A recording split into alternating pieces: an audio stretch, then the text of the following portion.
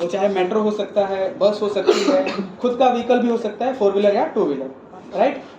अगर हम थोड़ी देर के लिए इलेक्ट्रिसिटी को गायब कर दें, तो आप मुझे बता सकते हैं कि मेजरली जो जिस भी मोड से आप लोग आए वो मेजरली आई थिंक पेट्रोल या डीजल होगा।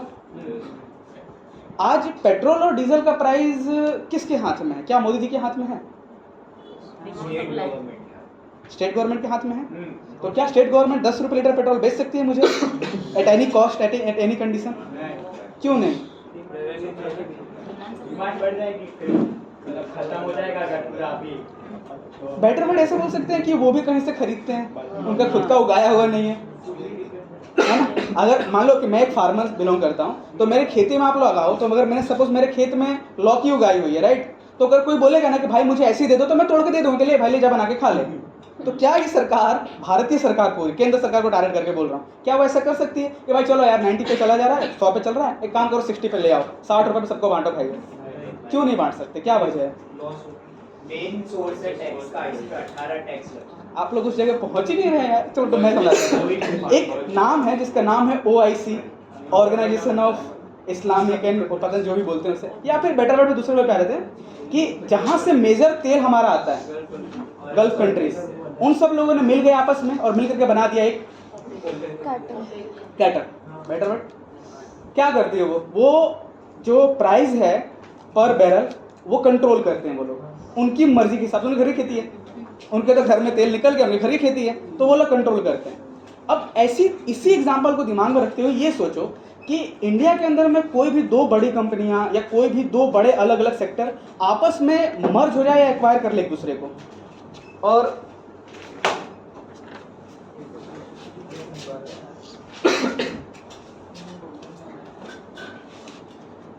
आपस में मर्ज हो जाए और एक्वायर कर ले एक दूसरे को, ऐसे कोई भी हरकतें हो, तो आप लोगों को नहीं लगता कि हम लोग की जिंदगी जीना हराम हो सकता है?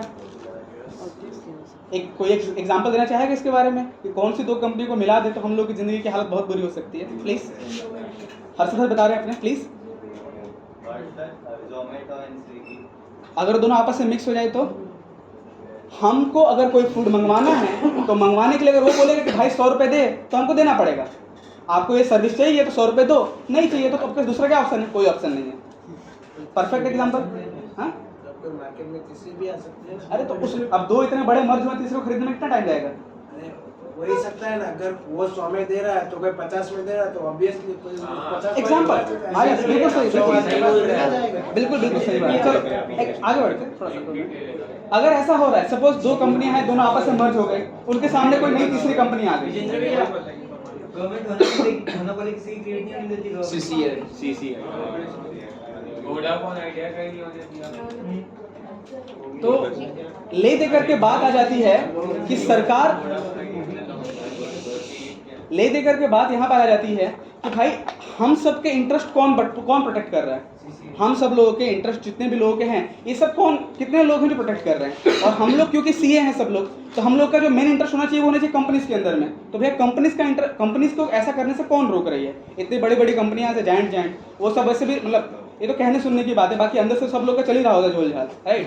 तो कौन बचा रहा है हम लोग को? मेजरली अगर इसकी मैं आपको जानकारी दूं तो मेजरली इसके 3 या 4 बेसिक लॉ आप लोग को एप्लीकेबल होते हैं। सबसे पहला है NCLT, जो इसको पावर मिलती है कंपनी से 2013 से 230, 231, 232, ये 3 सेक्शन मिला करके उसको पावर मिलती है।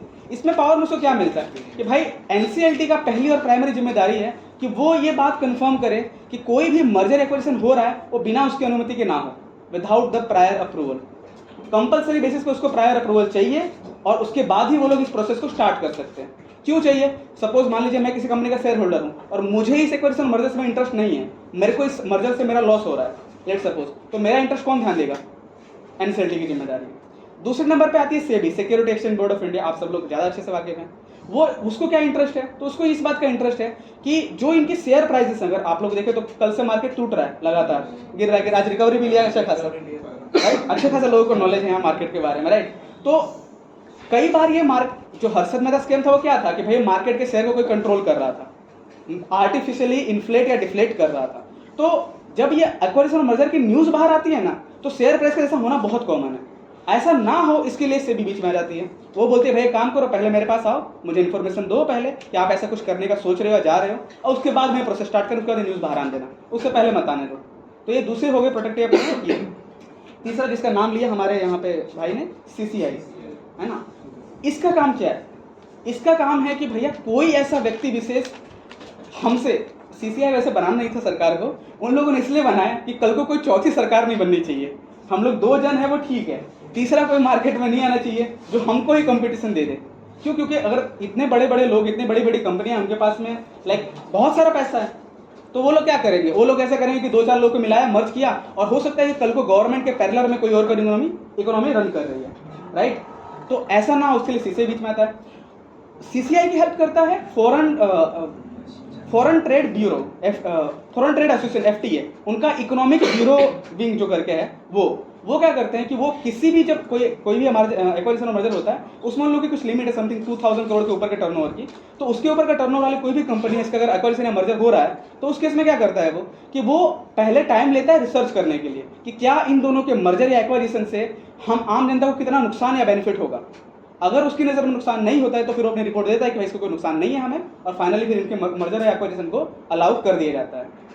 तो ये थी एक छोटी सी ब्रीफिंग अबाउट कैसे एक्विजिशन और मर्जर काम करता है और क्यों होना चाहिए, क्यों नहीं होना चाहिए। आपको कोई और सवाल है तो